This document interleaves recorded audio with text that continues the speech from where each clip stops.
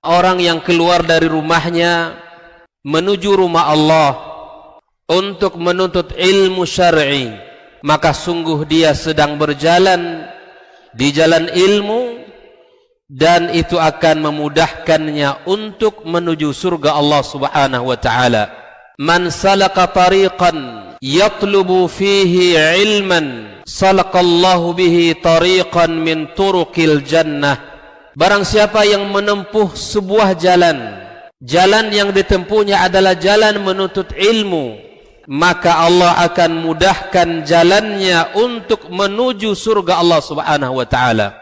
Orang yang berangkat ke masjid untuk menuntut ilmu syar'i dianggap sebagai jihad fi sabilillah.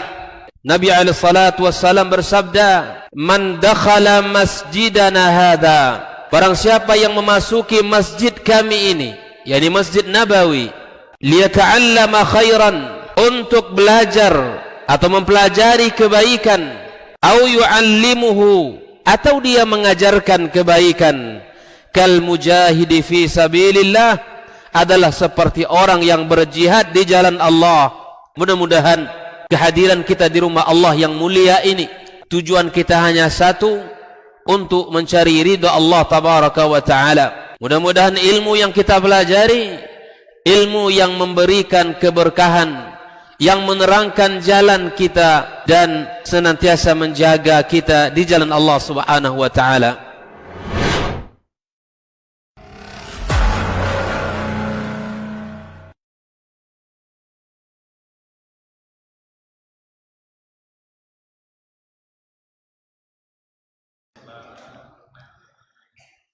Innal hamdalillah nahmaduhu wa nasta'inuhu wa nastaghfiruhu wa nastahdihi wa na'udzu billahi min shururi anfusina wa sayyiati a'malina. May yahdihillahu fala mudilla lahu wa may yudlilhu fala hadiya lahu. Ashhadu an la ilaha illallah wahdahu la syarika lahu wa ashhadu anna Muhammadan 'abduhu wa rasuluhu alladzi ballagha ar-risalah wa adda al-amanah wa nasaha al-ummah wa jahada fillahi haqqa jihadih, fa salawatu rabbih wa salamu alayhi. Qala ta'ala, ya ayyuhalladzina amanu ittaqullaha haqqa tuqatih wa la tamutunna illa wa antum muslimun. Rabbana hab lana min azwajina wa dhurriyyatina qurrata a'yun waj'alna lil muttaqina imama. Amma ba'd, kaum muslimin dan muslimat, hadirin hadirat, al-mustami'in wal mustami'at, rahimanillahu wa iyyakum. Alhamdulillah, puji dan syukur pada Allah Subhanahu wa taala, kita kembali dipertemukan dalam taman ilmu, taman surga yang ada di muka bumi. Kita dikembalikan atau kita dikumpulkan, disatukan dalam kebaikan, yang harapan kita bisa melanjutkan estafet kebaikan kita untuk diri kita, untuk keluarga kita, untuk orang-orang yang kita cintai dalam kehidupan ini. Tidak ada jalan yang paling baik untuk kita bekali diri kita di dalam menuju Allah Subhanahu wa taala kecuali ilmu. Tidak ada satupun yang kita lakukan di dunia ini kecuali membutuhkan ilmu. Tak terkecuali dalam mengurus urusan keluarga kita, urusan anak-anak kita. Karena sesungguhnya urusan keluarga badainya sangat besar. Walaupun secara zahir dia adalah sebuah keindahan, tapi kata para ulama, sebagian para ulama, rumah tangga itu tak ubah seperti mawar yang dibawanya duri yang tanpa kita sadari siap untuk menusuk jari-jari kita. Dalam rumah tangga tidak ada senior junior. Masing-masing punya tantangan berbeda-beda. Tidak ada jaminan orang yang menikah 5 tahun akan selamat di tahun ke-6. Tidak ada jaminan orang yang menikah 20 tahun bersama, bahkan 30 tahun bersama. Hal yang kecil dalam diri pasangan sudah saling mengetahui. Tidak ada rahasia antara dia dengan pasangan. Tapi siapa yang bisa menjamin akan langgeng untuk tahun berikutnya? Kenapa demikian? Karena dalam Islam tidak ada ibadah ghairu mahdhah yang paling dibenci oleh syaitan melainkan rumah tangga yang penuh dengan keimanan. Pasangan yang tumbuh di dalam ketakwaan, saling menunaikan hak dan kewajiban, punya tanggung jawab besar, syariat Allah ditegakkan di dalam rumah tangga itu. Ini rumah tangga yang paling dibenci oleh syaitan. Di dalam sebuah hadis kita dapatkan di mana Rasulullah SAW mengatakan di setiap hari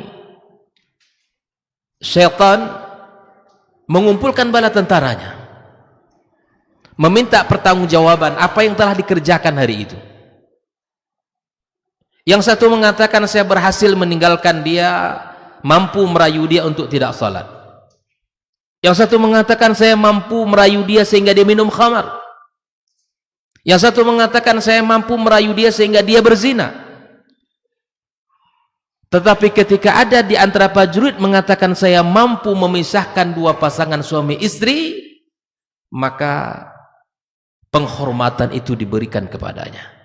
Sekian banyak prajurit yang mendapatkan penghormatan hanya pada tentara atau pasukan yang bisa dan mampu memisahkan kedua pasangan. Apa kata komandannya? Anta ni'mal jund, kamu sebaik-baik prajurit. Maka tidak ada ibadah mahdhah, ya ghairu mahdhah, yang paling dibenci oleh syaitan. Ibadah ya adalah rumah tangga yang tumbuh di atas keimanan. Selain daripada ukhuwah Islamiyah, persatuan, kekuatan umat Islam, itu juga paling dibenci oleh syaitan. Dia tidak mau bersatu umat ini, tidak mau satu dalam kebaikan. Mereka mencoba untuk memecah belah umat ini. Kaum muslimin dan muslimat rahimakumullah. Maka untuk mengawal rumah tangga membutuhkan ilmu. Ilmu yang telah diajarkan oleh Allah di dalam Al-Quranul Karim. Ilmu yang telah diajarkan oleh Nabi Sallallahu Alaihi Wasallam di dalam hadis-hadisnya. Dan kita akan mempelajari itu, insyaallah ta'ala. Kenapa kita belajar dan bicara tentang rumah tangga? Yang kedua, ikhwah fillah, bahwa kehidupan rumah tangga ini adalah asas kebaikan bagi seseorang, bahkan adalah tempat yang paling baik di zaman fitnah. Untuk menyelamatkan diri dari fitnah zaman yang sangat luar biasa, maka rumah adalah tempat yang paling baik bagi dia untuk menyelamatkan dirinya. Itu ada keluarganya, ada istri dan anaknya. Adalah tempat yang paling nyaman untuk menjaga diri dari hantaman fitnah di zaman ini. Bahkan Nabi SAW ketika ada salah seorang yang tergoda oleh wanita di luar rumah sana, apa wasiat Nabi kepada dia? Irji' ila baiti, kembali ke rumahmu, kembali ke rumahmu segera, jangan berlama-lama di luar, karena fitnahnya begitu besar. Karena sesungguhnya apa yang ada pada wanita yang membuat kamu tergoda, itu pun ada di rumahmu. Segera kembali ke rumah. Bahkan dalam urusan kehidupan bukan hanya berakhir dengan berakhirnya hayat kita. Ketika seseorang masuk ke alam barzakh, kata Nabi SAW, di saat seseorang selamat dari ujian berat yang ditanya oleh para malaikat, siapa Rabbmu, siapa nabimu, dan apa agamamu? Tidak semua orang mampu menjawabnya, dan tidak semua orang selamat Hanya orang-orang yang diberikan oleh Allah Subhanahu wa taala taufik di dunia ini untuk beribadah dan beriman yang benar kepada Allah Subhanahu wa taala. Setelah dia lulus dalam dalam pertanyaan yang sangat besar itu, maka dia berseru kepada Allah, ya Rabbi aqimis sa'ah. Wahai Rabbku, tegakkan hari kiamat. Meminta kepada Allah. Dalam sebuah hadis Barra' ibn Azib disebutkan bahwa dia meminta kepada Allah, ya Rabbi aqimis sa'ah. Tegakkan hari kiamat. Kenapa dia meminta kepada Allah? Ikhwafillah. Kata dia, akan aku kabarkan kepada keluargaku. Akan aku kabarkan kepada orang-orang yang aku cintai bahwa aku adalah orang yang selamat. Untuk kehidupan di alam yang kekal abadi ditentukan oleh permulaan kita di alam barzakh. Untuk keselamatan perjalanan kita di dalam menuju surga Allah diawali dengan pertamanya kita di alam barzakh. Kalau di alam barzakh kita selamat, maka perjalanan berikutnya akan lebih mudah. Namun apabila di alam barzakh sudah penuh dengan cobaan bahkan azab, itu perjalanan berikutnya akan lebih susah dan panjang. Jelas? Untuk kehidupan yang kekal dan abadi ditentukan oleh permulaan di alam barzakh. Tapi apakah seseorang di dunia ini termasuk husnul khatimah atau sebaliknya? Maka ditentukan oleh bagaimana dia mengakhiri kehidupan di dunia ini. Ya, orang ini baik atau tidak? Ya, maka dilihat bagaimana dia mengakhiri dunia ini. Kalau dia mengakhiri dengan husnul khatimah, insya Allah itu akan membantu dia awal perjalanan yang baik untuk alam setelah alam dunia ini. Oleh itulah ikhwafillah rahimakumullah, kita belajar tentang keluarga. Karena keluarga itu adalah kekuatan besar umat ini. Kekuatan besar negara ini adalah ada pada keluarganya. Kualitas negara itu ditentukan oleh kualitas masyarakat. Kualitas masyarakat berawal dari sebuah titik yang harus diperhatikan, yaitu kekuatan keluarga. Hari ini kita akan bicara dan terus akan bicara tentang keluarga, agar kita sama-sama memperbaiki keadaan dan kondisi kita. Saya katakan sekali lagi bahwa berumah tangga bukan hanya sekedar kita mendapatkan keturunan, bukan hanya sekedar kita mengakhiri masa lajang kita, atau sekedar menikah orang menikah kita, tidak. Tapi lebih daripada itu Islam menginginkan bahwa dengan pernikahan yang diikat dengan mitsaqan ghalidhan, Allah menginginkan kita memakmurkan bumi ini. Ada orang yang akan melanjutkan estafet kebaikan kita, perjuangan kita. Oleh karena itulah nabi-nabi pilihan, para rasul-rasul pilihan, mereka selalu bermohon kepada Allah, meminta kepada Rabb agar mereka diberikan juga anak dan keturunan. Di antara doanya, Rabbi la tadzarni farda wa anta khairul warithin. Ya Rabb, jangan engkau jadikan aku sendirian di dunia ini tanpa punya keturunan. Rabbi habli minas salihin, dan seterusnya. Banyak doa-doa dan untaian doa para anbiya dan rasul di dalam Al-Quranul Karim yang kita dapatkan tentang harapan-harapan mereka dari anak keturunan. Ikhwatul iman hafizakumullah wa ra'akum. Bicara tentang keluarga, bicara tentang kebesaran Islam. Karena tidak akan mungkin kebesaran umat ini hadir tanpa mengawali pembicaraannya dari keluarga-keluarga muslim. Karena kebesaran Islam, kepemimpinan pada umat ini, Allah titipkan amanah besar itu pada keluarga. Sebagaimana doa yang sering kita baca, Rabbana hablana min azwajina wa dzurriyyatina qurrata a'yun waj'alna lil muttaqina imama. Allah menitipkan amanah generasi-generasi pemimpin mulia, pemimpin-pemimpin hebat itu lahir dari keluarga-keluarga yang hebat. Lahir dari keluarga-keluarga yang punya visi besar, punya semangat juang dalam agama yang mulia ini. Insya Allah mulai malam ini dan ke depan semoga Allah berikan kemudahan dan kesehatan, kita akan membedah sebuah kitab yang ditulis ya, judulnya Buyutul Mubasysyirin bil Jannah. Kalau dalam bahasa Arabnya atau boleh kita terjemahkan, kita akan membedah profil keluarga sahabat-sahabat yang masuk surga.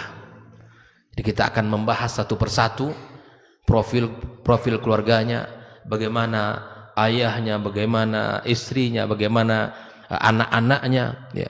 Itu akan kita ambil pelajaran-pelajaran dari kisah-kisah para sahabat yang telah dijanjikan bagi mereka surga. Karena tidak ada qudwah yang paling baik bagi kita di dalam kehidupan ini, dalam kehidupan beragama, dalam kehidupan berkeluarga, melainkan mereka para sahabat-sahabat Nabi yang mulia. Yang utamanya tentu Rasulullah sallallahu alaihi wasallam. Kita akan membedah ya dan melihat, mengambil ibrah dan pelajaran pada setiap ya kisah-kisah keluarga dari sahabat-sahabat mulia tersebut. Ikhwatul iman hafizakumullah wa ra'akum.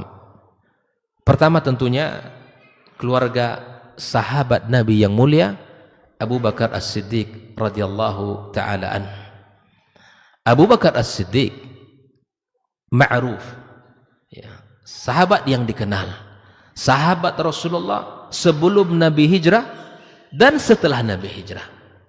Dia bernama Abdullah ibn Abi Quhafah.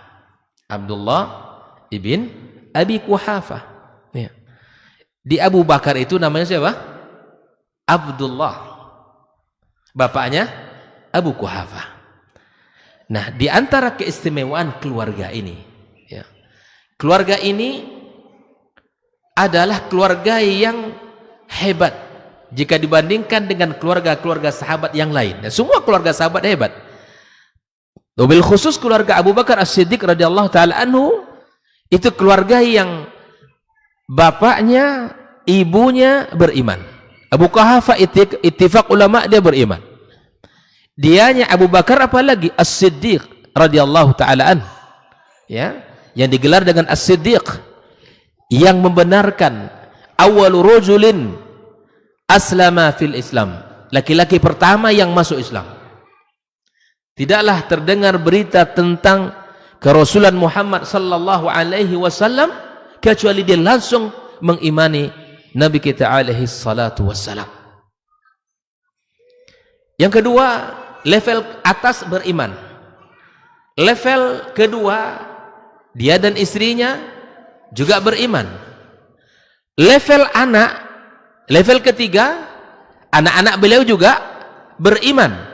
Walaupun ada berselang waktu, tapi semuanya beriman.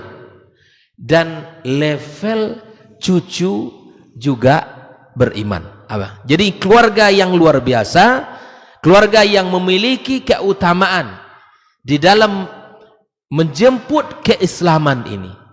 Diawali dengan seorang ayah yang luar biasa, yaitu Abdullah ibn Abi Quhafah, Abu Bakar As-Siddiq radhiyallahu taala anhu, ya, sahabat yang setia kepada Rasulullah sallallahu alaihi wasallam. Jelas ya? Nama ibunya siapa? Nama ibunya adalah Ummul Khair Salma binti Sakhar. Ya. Kalau bapaknya siapa? Abu Quhafah. Ya, Abu Quhafah, dan itu beriman kepada Rasulullah SAW. Nama ibunya adalah Ummul Khair Salma binti Sakhar, putri dari paman Abu Quhafah. Putri dari paman Abu Quhafah. Jadi kalau dulu menikahi anak paman sudah ternyata sejak zaman dahulu ya. Menikahi anak paman ya itu sudah biasa, sejak zaman dahulu juga sudah ada. Kalau kita lihat Rasulullah SAW, kalau kita lihat Abu Bakar dengan rentang usia dengan Rasulullah SAW Itu terpaut lebih kurang 3 tahun antara Abu Bakar dengan Rasulullah SAW. Ya, Abu Bakar lebih muda 3 tahun setelah 3 tahun berapa bulan dari Rasulullah Sallallahu Alaihi Wasallam. Ini kalau kita lihat rentang usia, ya, lebih muda 3 tahun, dan subhanallah keluarga menjadi keluarga pilihan yang membackup dakwah Rasulullah Sallallahu Alaihi Wasallam. Kemudian kalau kita berbicara tentang bagaimana sifat fisiknya, ya, fisiknya Abu Bakar seperti apa? Seorang yang tampan, laki-laki yang tampan berkulit putih, namun badannya agak sedikit kurus, wajahnya agak pipih, kemudian matanya cekung. Inilah beliau.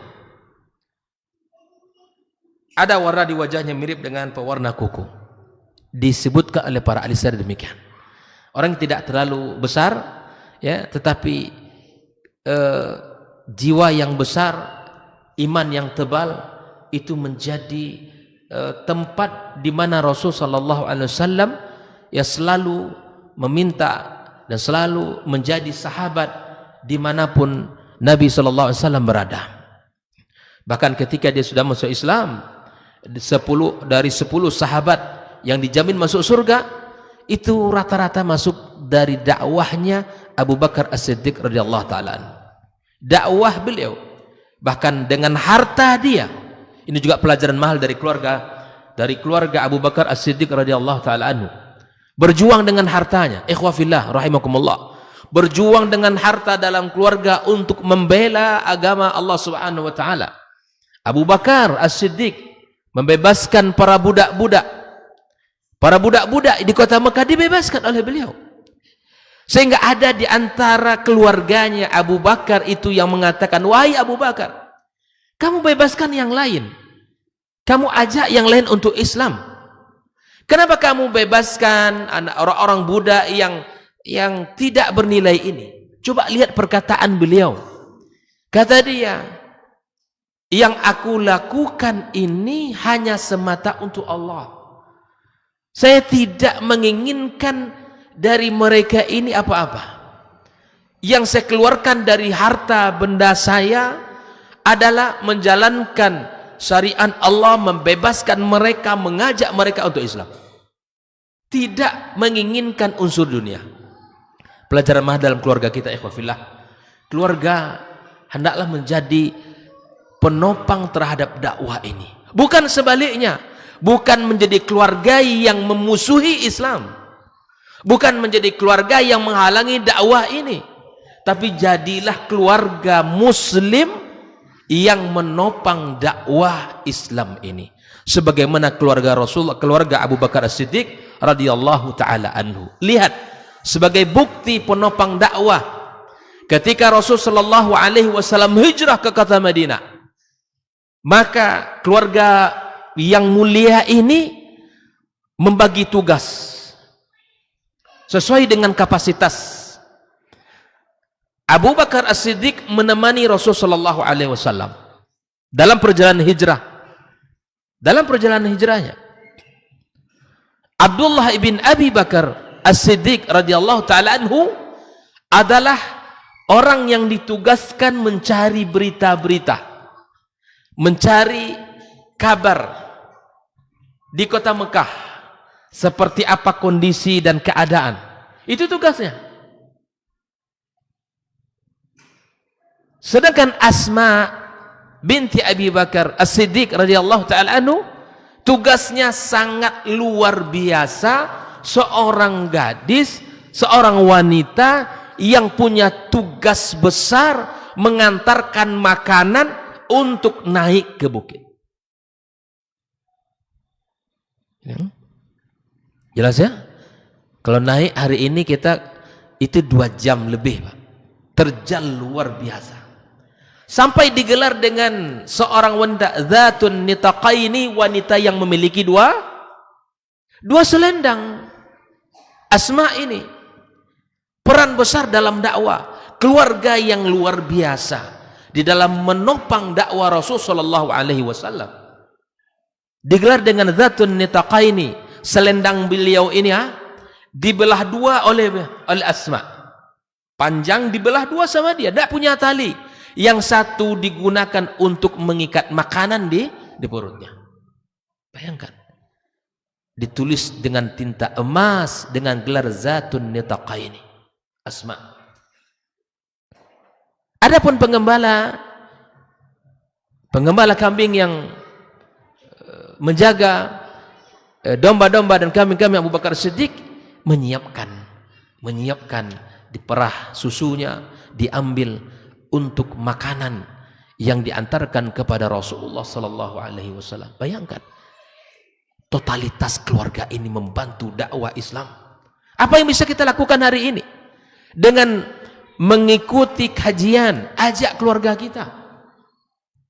Mengamalkan sunnah-sunnah Rasulullah SAW, ajak keluarga kita.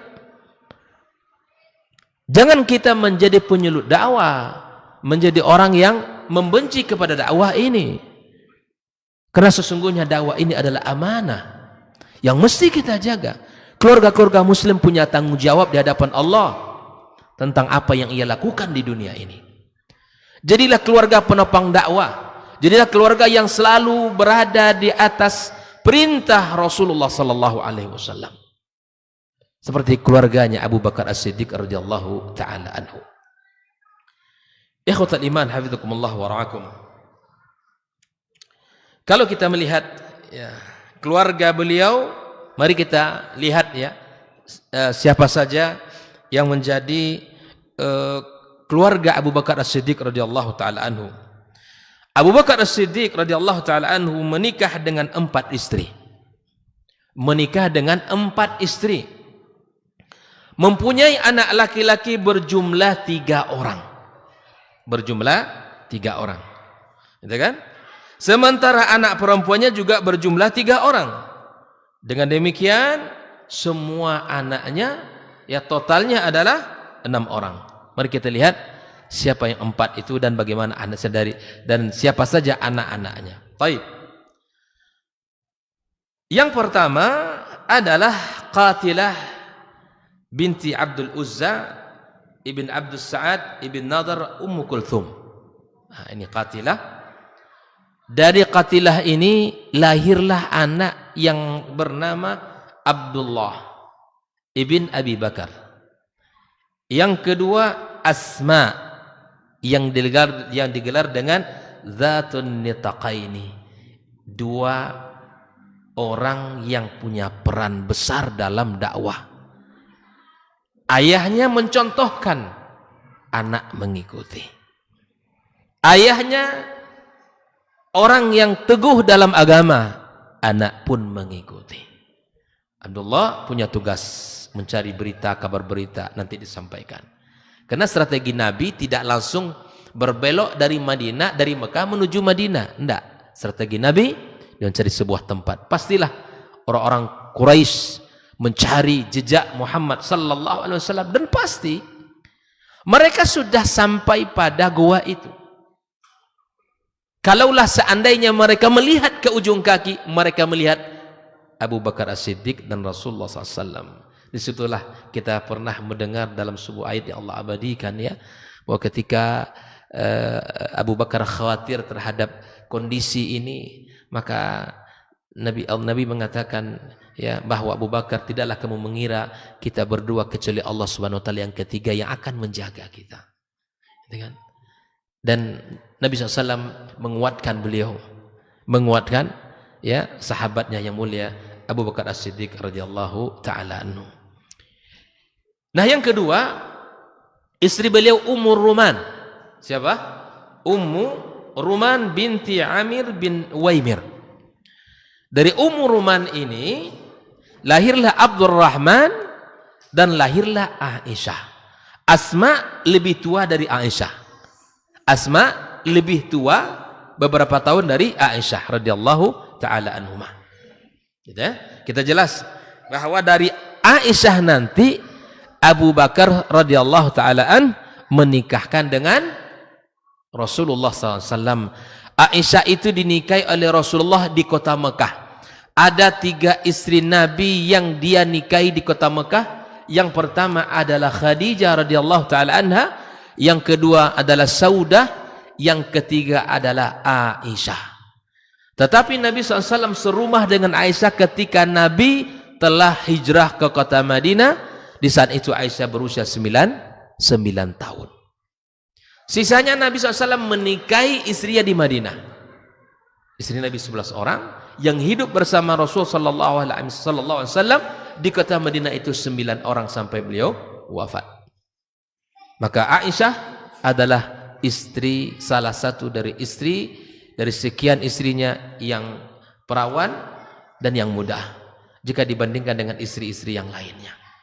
Dan Aisyah radhiyallahu taala anha adalah wanita cerdas yang menjadi guru bagi para sahabat setelah wafatnya Rasulullah sallallahu alaihi wasallam, karena masih ada usia Aisyah lebih kurang 40 tahun menjadi guru para sahabat tentang Islam, karena banyak hadis-hadis yang riwayatkan oleh Aisyah radhiyallahu taala anha. Wabil khusus berkaitan dengan riwayat-riwayat rumah tangga lebih banyak diriwayatkan oleh Aisyah radhiyallahu taala anha.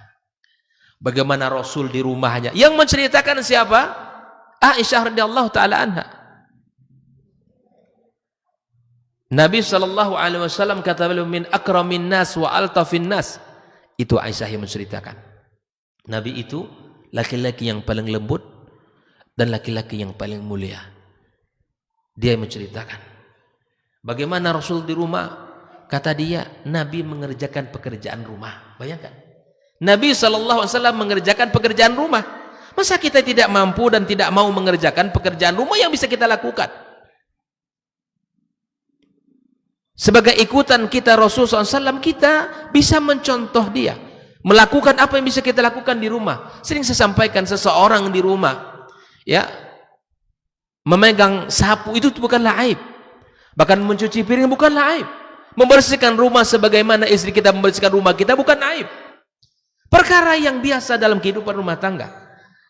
Tidak ada yang menjadi aib dalam hal itu, karena Nabi kita yang mulia melakukannya. Kemudian istri beliau yang ketiga adalah Asma binti Umais bin Ma'ad ibn Taim. Nama anaknya adalah Muhammad. Kemudian istri beliau yang keempat Habibah binti Kharijah bin Zaid ibn Al-Khazrajiyah Al-Ansariyah. Inilah, dan dari sini lahirlah nama anaknya Ummu Kulthum.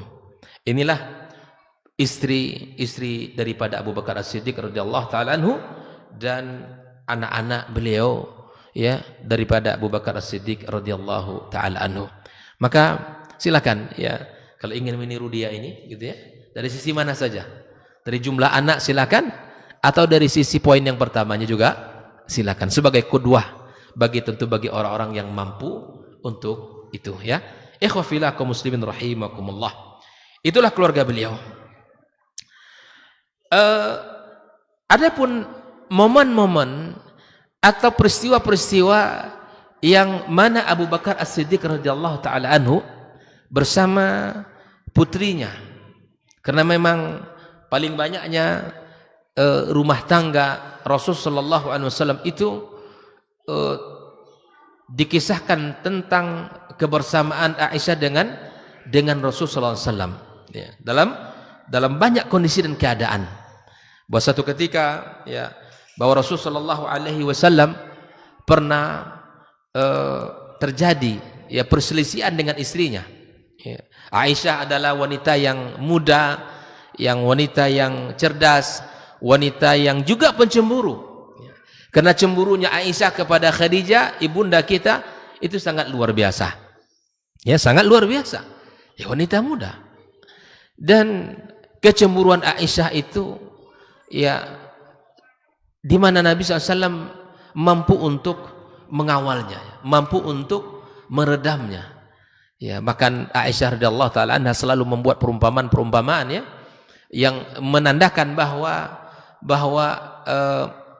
dia harus lebih dicintai Begitulah kira-kira daripada ibunda kita Khadijah radhiyallahu ta'ala anha, karena Nabi SAW ya di saat setiap kali menyembelih hewan kemudian dihadiahkan kepada salah seorang wanita, ya kemudian dihadiahkan daging yang paling bagus kepadanya, gitu ya. Dan hal itu bukan masalah hadiah itu menurut Aisyah, gitu. Bukan masalah Nabi mengasih daging itu kepada wanita itu, bukan. Artinya bukan karena Nabi selalu memberi bukan itu. Ya, tetapi yang membuat masalahnya adalah kenapa wanita itu terus diberikan. Kalau bersedekah Nabi tidak lagi diragukan. Seorang Nabi yang dermawan, ya, pribadi yang sangat luar biasa, pemurah. Tapi yang menjadi Aisyah ini menjadikan dia cemburu, kenapa kepada wanita itu terus diberikan. Tahu kita rahasianya? Ternyata wanita itu adalah siapa? Sahabat dekatnya Khadijah radhiyallahu taala anha. Ini juga bisa dilakukan, ya. Andai di antara kita punya ya kejadiannya seperti Rasulullah SAW, ya, telah meninggal istri pertamanya, lah qadarullah dia punya sahabat, ya sudah, bentuk kita mengingat istri kita, ya, maka berikan ya kebaikan kepada sahabatnya. Sebagaimana dalam Islam juga demikian. Di antara bentuk bir kita kepada orang tua kita yang sudah meninggal dunia, kita menyambung hubungan dengan siapa? Sahabat ayah kita, teman akrab ayah kita, atau teman akrab ibu kita. Kita sambung hubungan silaturahim kita, kita berbuat baik kepadanya. Ini luar biasa dalam Islam.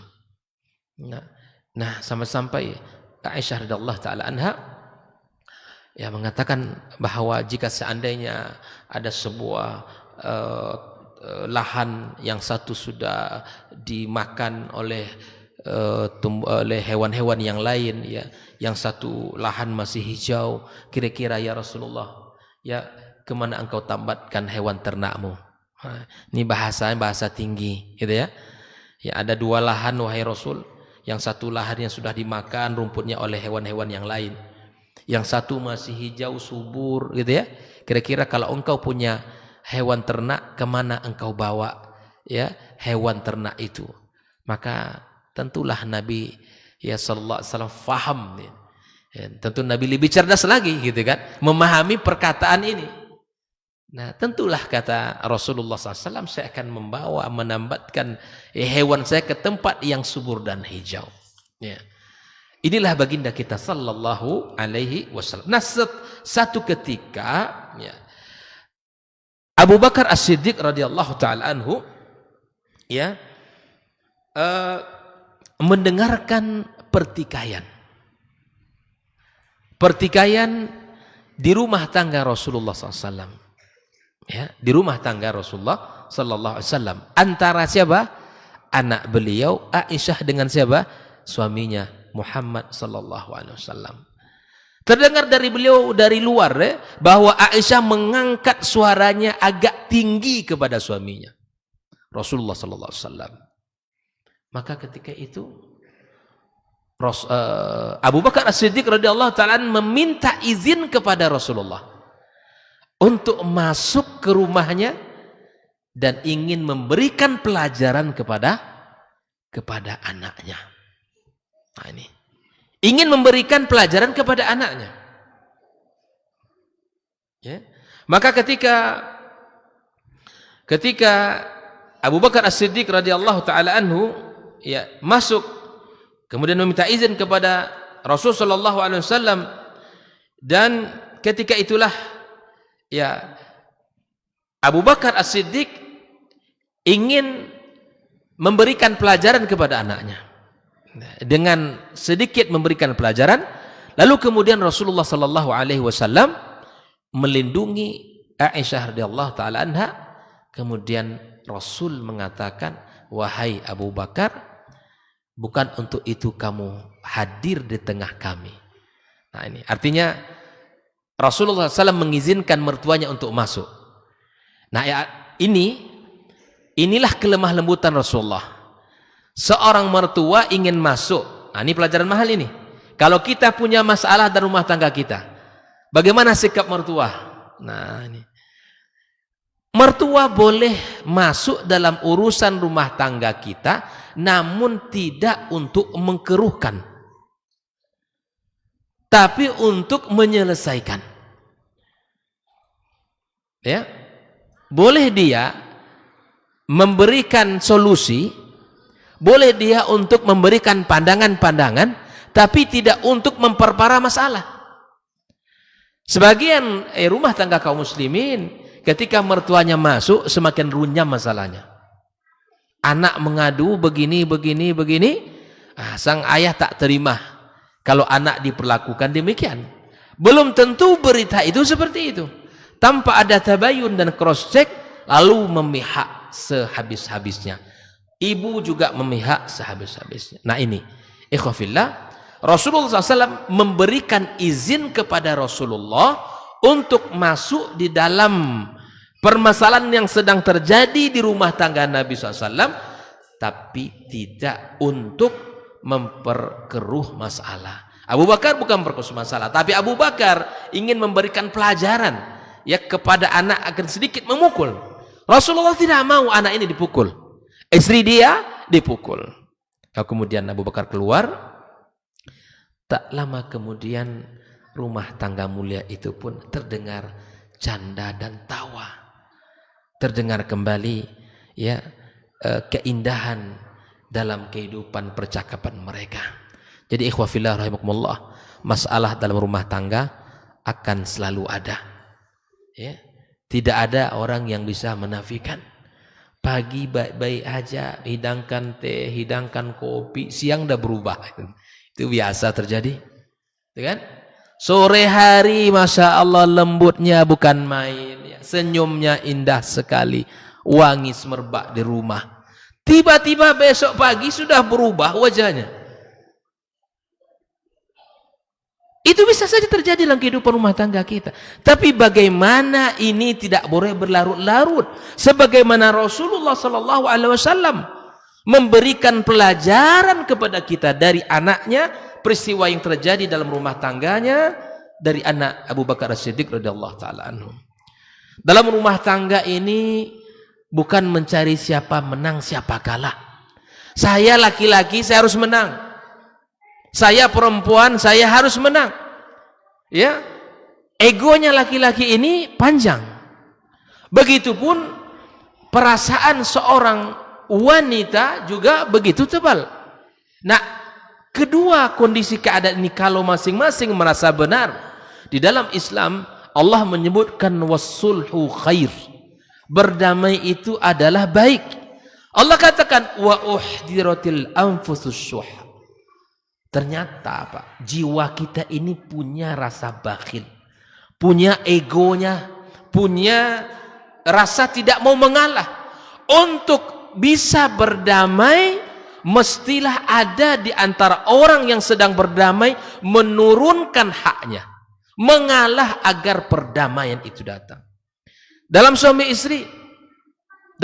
istri bisa terjadi. Mungkin istri kita yang salah, tak ada salah kita untuk mendatanginya, meminta maaf di saat kita benar, bukan sebuah kerendahan dan kekalahan. Yang kita inginkan, ingat, adalah keberkahan rumah tangga.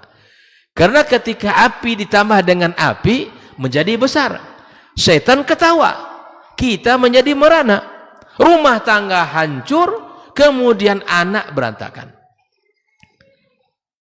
hilang kekuatan kita. Jelas?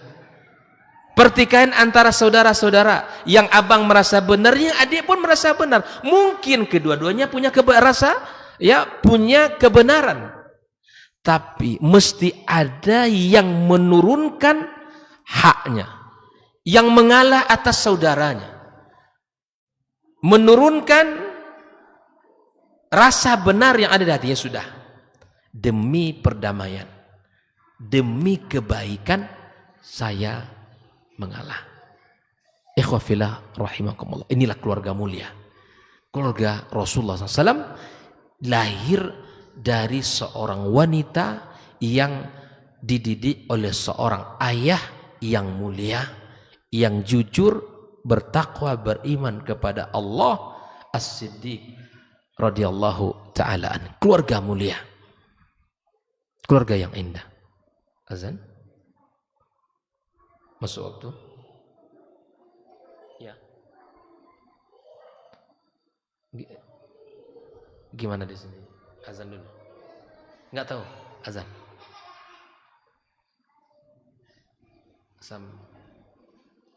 Baik, belum ya? Baik. Ikhwafillah. Maka sekali lagi, ketika kita menginginkan kebaikan ya dalam rumah tangga, maka kita tidak mau kita ini yang paling benar. Bahkan saya sampaikan satu hadis kepada para ummahat. Para ummahat, ya, baik.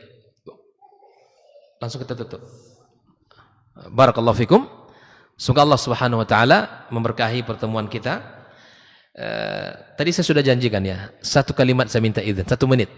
Bahwa nasihat untuk para ummahat. Rasulullah SAW mengatakan, awala adullukum min nisaikum min al-jannah. Maukah kalian aku tunjukkan wanita penghuni surga? Dia, kata Nabi, ketika dia disakiti oleh istrinya, oleh suaminya, ketika ia disakiti oleh suaminya, bahkan dizalimi oleh suaminya, maka dia tidak segan-segan untuk mendatangi suaminya, lalu mengatakan, la adzuku ghamdan hatta tarda. Wahai suamiku, aku tidak akan bisa tidur nyenyak malam ini sampai engkau ridha kepadaku. Walaupun dia tersakiti, walaupun dia terzalimi, dia mulia datang meminta maaf kepada suami. Dia bukan kalah, tapi mulia. Dia bukan hina, tapi orang-orang yang dimuliakan Allah SWT. Barakallahu fikum. Wa sallallahu ala nabiyyina Muhammadin wa sallam.